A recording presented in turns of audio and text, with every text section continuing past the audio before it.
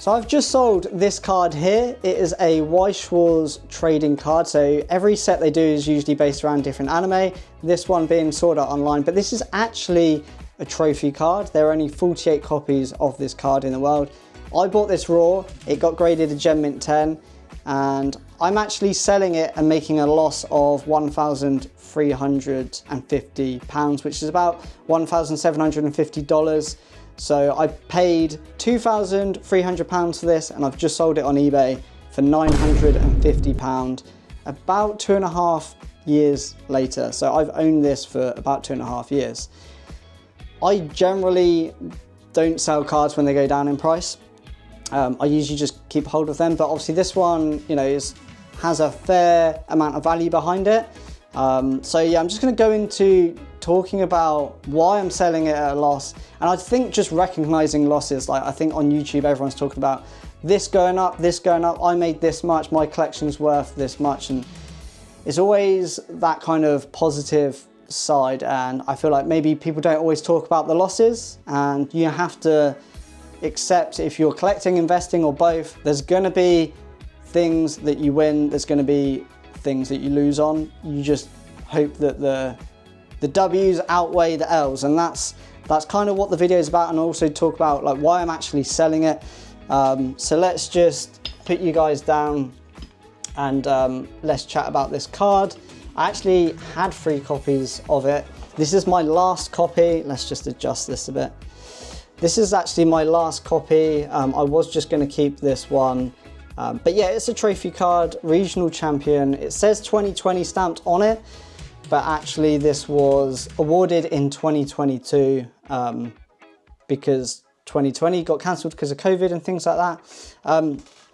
So yeah, I paid a lot more money than what I've actually sold this for. Usually, if things go down in value, I usually just keep them because normally I wanted that card or I wanted that product, and I'm happy just to keep it because you don't actually make the loss until you make the sale. Same as when things go up in value, you haven't actually made that gain until you sell it and get it, right?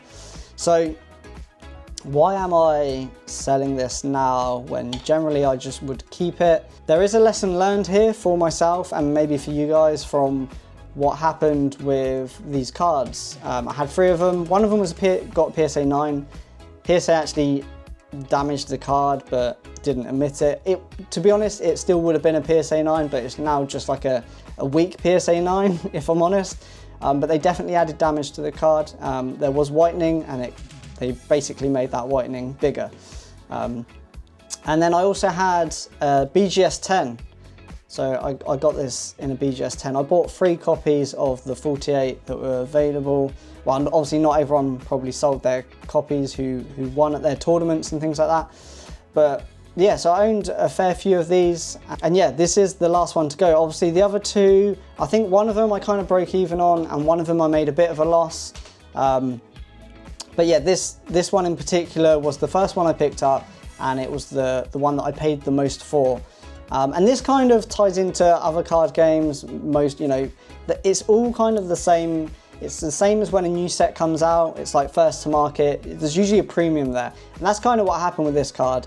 I wasn't the first. The actual first sale of that card was way more than I paid. So someone made a really big loss on that if they have sold it since then. But I still paid a lot of money, and as time went on, 6 months after I bought my first one, there was people messaging me offering other copies for a lot less, and yeah, I picked them up, and that's how I ended up with 3 copies.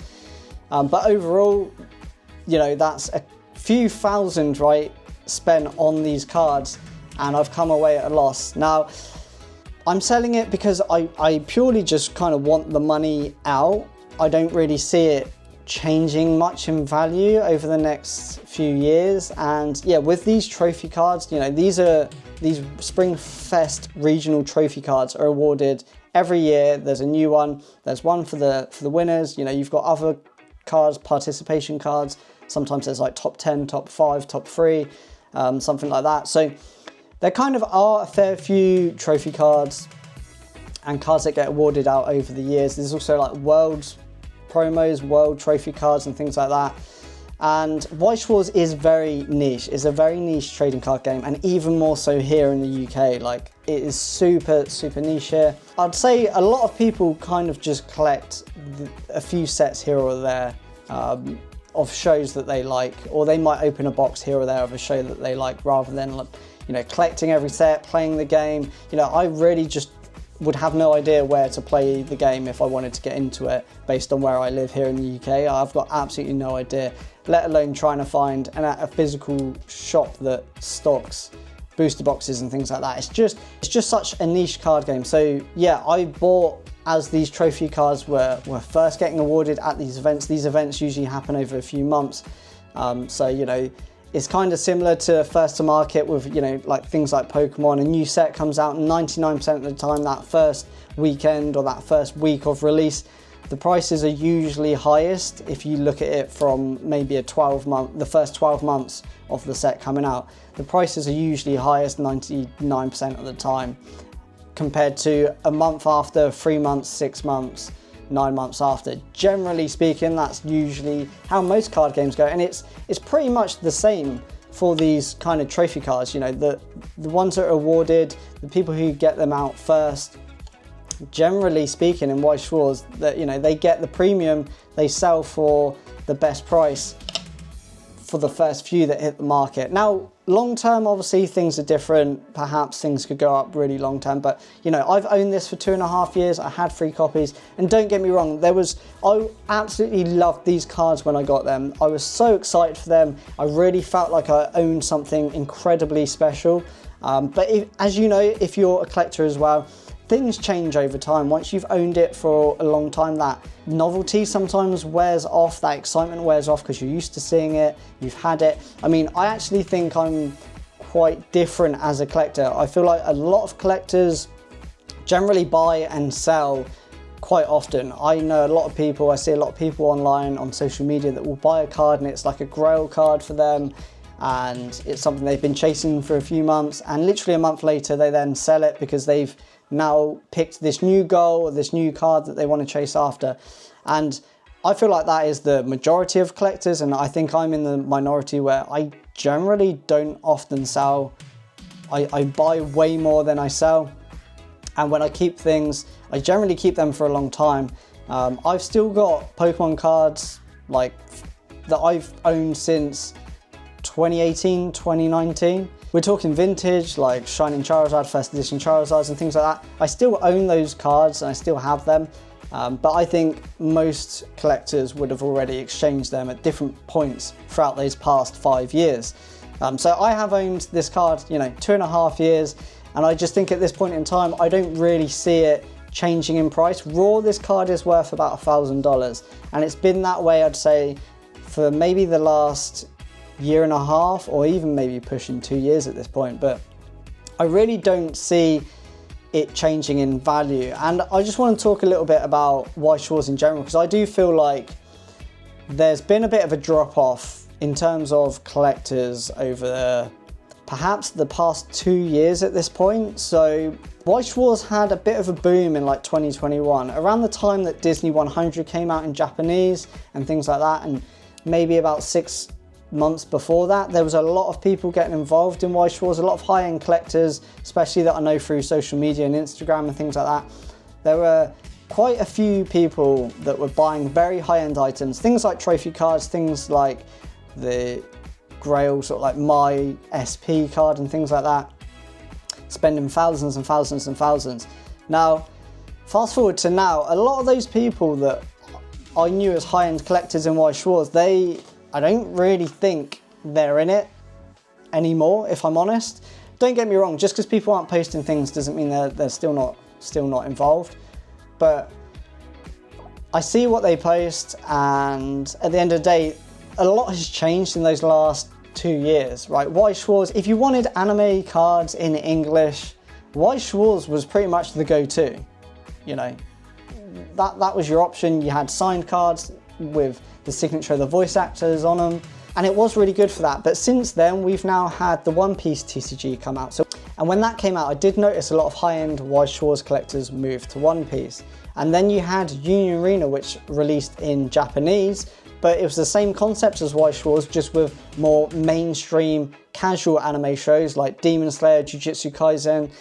So that came out in Japanese, and although it did flop to start with, it then kind of took off a bit when they started doing pen-signed serialized cards. So that then gained more interest, and then they announced an English release, which has just happened a couple of months back now. It's come out in English, but only in the US. It's not here in Europe or UK, which is definitely unfortunate for people like me who would love to be able to get it a lot more accessible, and it just be more of a thing here than it is. But with that causes a lot of saturation. A lot of people are then getting involved in One Piece, Union Arena, and I see those same people that were collecting high-end Weiss Schwarz now collecting One Piece Union. Myself is a good example. Like, when I started making videos again on my channel, it was mainly for Weiss Schwarz. Since then, I've been collecting and opening a bit of One Piece. I've been collecting and opening a bit of Union Arena as well, because they fulfill my needs the same way as back in 2021. There was only Weiss Schwarz to fulfill those needs of wanting English anime cards. So obviously with that, there's been a drop-off in collectors in Weiss Schwarz. Now, that's not to say that it's just completely dead, obviously. It's just, I've just sold this card, at a big loss, but a lot of that was just down to me buying it when it first hit the market. And I think that's, with trophy cards, it's very difficult because they do feel scarce. Yeah, there's 48 copies, but it's like if you don't secure it on some of those first events, then it feels like maybe you won't secure it towards the end. But generally speaking, you always do. There was even a Facebook thread, and I remember commenting on it, like, I just don't see this card being like a $1,000 card. There's too many collectors here that really want this card. And yeah, I was completely wrong on this, completely wrong. I put my money into these trophy cards thinking, these can't be reprinted. That is a big problem with Weiss Schwarz, is they can just reprint sets, they can reprint cards. Sometimes with a different colour signature, sometimes they reprint the exact same card. So I thought the trophy cards were a very low risk option, but I still lost out a lot here. I just, want the capital out. I just don't really value and admire this card the same way as I did when I first got it. But yeah, I just think with all the competition, you've got Weiss Schwarz, Union Arena, One Piece, and who knows what else could come in the future. These card games might not even last. Union Arena could die off. One Piece could end up dying off at some point as well. So who knows, maybe this card in 5 years' time could be worth a fair amount of value, more than I'm selling it for now. Personally, I don't really see it happening, and as I said, like, I'd rather just use the funds for other things. And also, I've been selling some bits here and there this past year, which means potentially I could have capital gains tax to pay. I'm still like under that limit completely, but I have made some profit in some of the things that I've decided to sell. Now, this is obviously a fairly big loss at £1,350. This pretty much puts my gains at break even. So the things I've sold and made profit on has outweighed this sale here. And like, to be honest, selling at a loss, like this loss here, compared to things I've sold in the past, like, I'm still way up. Like, at the end of the day, I bought base set booster boxes. I had 3 base set booster boxes that on average I paid £3,000 for each, right? And one of them I sold at around £25,000. So, there is many things, many collectibles, many trading cards, sealed product, or raw cards that have completely outweighed this loss that I've just made here. As I've said, I would just rather take the money out of this particular card and just do something else with it. Buy something else, buy maybe a different collection goal, or maybe put it into some sealed product, or just do something completely different with that funds, and also reset sort of my capital gains that allows me to potentially sell things that may have gone up in value elsewhere in other card games or in other cards, and stay under that limit, so I don't have tax to pay. So in that sense of things, I would be saving a little bit of money. It still doesn't outweigh the £1,350 loss in terms of how much it would save you in tax and things like that. But I just have to take into account that there are so many other things that have gone up so much in value that keeping this for another year, another 2 years, 5 years, 10 years, in hopes that it might just go back up to maybe what I paid for it. Personally, it's not something I'd want to do at this point in time. I'd rather have that money to spend on different collection goals, different cards, different products, and just whatever I want and whatever I'm interested in at this moment in time. But yeah, that's the video. I just wanted to talk about a loss because I feel like people probably don't do it, and also just talk about Weiss Schwarz and how it definitely feels like, in my opinion, that there's not as many collectors as there once was, but it makes complete sense given we've now had One Piece, Junior Arena, and these other sort of anime card games come to English. It kind of makes complete sense that people would dabble in these other ones or completely switch over, and just in general, like that, I think the average lifespan of a collector is usually, you know, anywhere from 6 months to 2 years. Most people don't collect longer than that. The majority of them will collect for a short period of time and kind of drop back off. So it kind of makes sense from that side of things. I still don't see Weiss Schwarz just going anywhere. Like, it's not going to die out. There's still people who play the game. You know, they still put out products in Japanese, English. From that side of things, I think it will be fine, but I think it kind of is very likely to always sort of stay as a niche TCG unless something crazy happens. Obviously anything can happen at any point in time, it's just my opinion. But yeah, I just wanted to make a video going over that and just talking about this loss. So I need to package this up now. I'm just going to package this up. This is actually going to a UK seller, which is surprising. Normally when I sell Weiss Schwarz cards, they end up going straight to the US. Like, I would say 95% of the time I've ever sold any, they go to the US. So really, it's kind of really nice actually to see that this is going to another person in the UK. And I don't know, maybe they watched my videos. If you did, I'm just about to package your card up. Thank you very much for purchasing it. But I hope you enjoyed it as much as I enjoyed it when I first got this card, and I'm sure you will. So yeah, that's the video, guys. Thanks for watching. I hope you enjoyed it. If you did, please hit like and subscribe, and hopefully I'll see you guys in the next video.